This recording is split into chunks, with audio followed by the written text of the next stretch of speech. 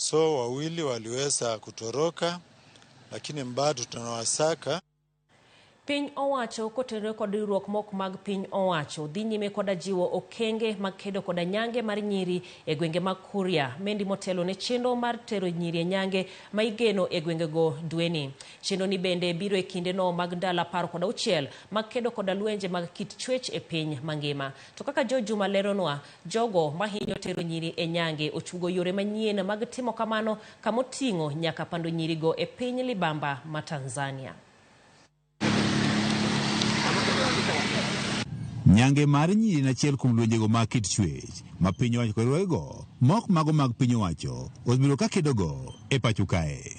Kata bed ni kwan nyiri ma itero nyange e pacho kae koro osedok piny kawuok e 38% e higa mar 1998 nyaka 15% e higa mar 2022 kaluwore kod lipotno mag Kenya Demographic Health Survey mar higa mar 2022 mokuom counties kaka kaunti no ma Migori pod nitie kwan nyiri mathoth ma itero nyange. The previous circumcision season, quite a number of young girls underwent the cut. Record the highest cases of FGM in the last FGM that took place last year. Chike wango kendo wan gi chike mabeyo ndi to koro utilization mar chike ma wantiere gi redo kata kaso kanda e wach mar chike ma wantiere go ni ema pani osedok piny matin.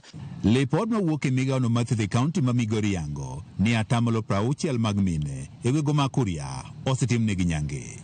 We've seen that at least more than 60% of the women folk around have undergone the cut. Moko kuom nyiri ma osetimnegi nyange osetimnegi ka gihero kamoko bende koro osechun.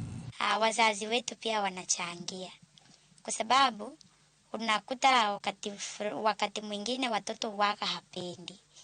Lakini sasa kikifika pale kwa wazazi, kuna ile wanalazimisha. Nyadendi mwamiyo nying kaka Robi Gati, masanjigni 20, en achiel kuom nyirigo ma osekalo e pala mar nyange. Kuna madhara. Kwa sababu kitu cha kwanza, wakati ambapo nilitairiwa, niliacha shule. Robi mabende ni mwofu, wachi ni ochune kod nyange, kao jaigni 12.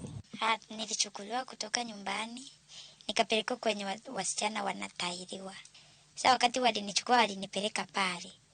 Sasa katika ile harakati ya kukataa, sasa kuna ile sasa wanakulazimishia kwa sababu umeshafika huko. Bang' nyithindo koseter nyango to koro inyiso gini gin mine. To kosenyisi ni miyo, ang'o kendo medhi paro wach mar keny. Koro omiyo wayudo ka nyithindo matindo mang'eny osechako donje keny ni mar osekon gini gin joma osebedo joma dongo. Piny owacho mok mago mag piny owacho ma oting'o network of adolescent and youth Africa kata NAYA osebiro ka kedo kod nyange mag thindogo manyiri e kaunti ma Migori. Unapata kwa mfano kama chief ameshika mtu amepeleka police station, kuna kangaro koti katikati hapo, unapata hata mtu ameachiriwa, ama unapata mtu amefikishwa mahakamani alafu ile faini amepigwa ni kidogo sana, unapata hata wengine wamechangia alafu mtu ametolewa, hasa wale wakeketaji.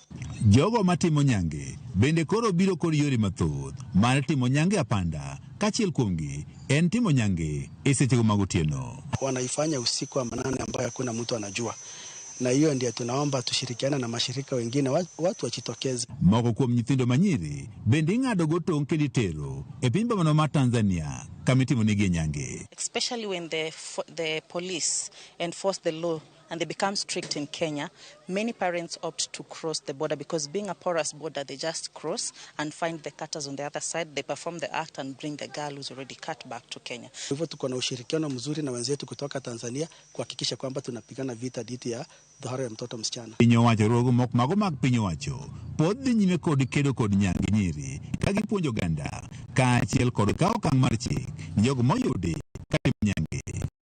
Kod gi paro wabet kod gi piny wawuoyo wambeko to wapenjore ni ere yo ma wadwaro mondo watiek godo kido gi tim mar tero nyithindo nyango ma osebedo ka hinyo kata thiro dongruok mar nyithindwa e gwenge kae. We formed a task force to deal with these issues. In case of cross-border issues, now we're able to liaise with them.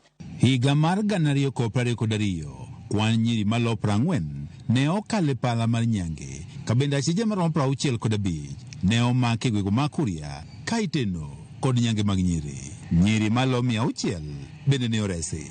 Ne igeno ni nyange no mar nyiri dhi rumo higa mokalo kod singo mane oket kod piny owacho. Kata kamano, ma ok ni chopo. Ka jogo mosebedo okang' manyien mar kedo kod nyange, wachne giseyang kama nyauni obede, kendo giketo okenge makare matieko nyange. George Juma, Ramogi TV, Migori. Pod en mana lwenyno ma imedgo mar kedo koda nyange mag nyithindo